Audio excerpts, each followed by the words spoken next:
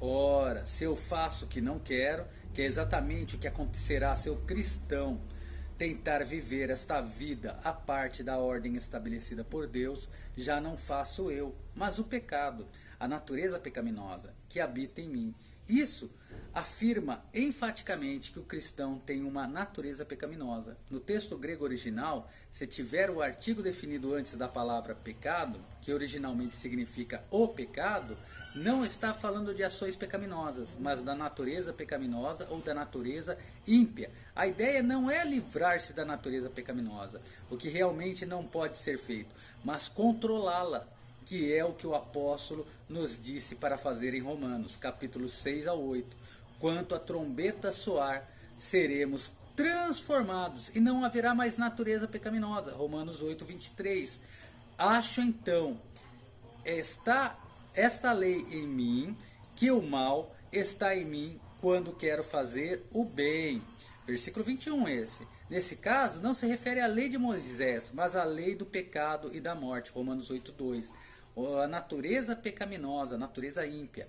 A ideia é que a natureza pecaminosa sempre vai estar com o cristão. No grego, não há nenhuma indicação que a sua permanência seja temporária, pelo menos até a trombeta soar.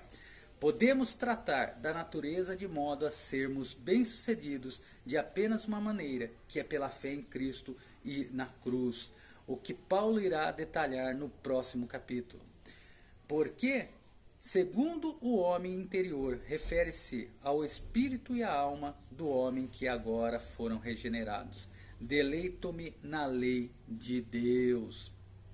Refere-se à lei moral de Deus que está integrada aos 10 mandamentos. Mas vejo outra lei em meus membros, a lei do pecado e da morte, que deseja usar meu corpo físico como instrumento da injustiça, que batalha contra a lei do meu entendimento. Essa é a lei do desejo e da força de vontade, e me prende debaixo da lei do pecado, a lei do pecado e da morte, que está em meus membros, que funcionará por meio de meus membros e fará de mim um escravo da lei do pecado e da morte. Isso acontecerá ao cristão mais consagrado se ele não exercer constantemente a fé em Cristo na cruz, entendendo que foi pela cruz que todos os poderes das trevas foram derrotados. Gálatas 2, 14 e 15.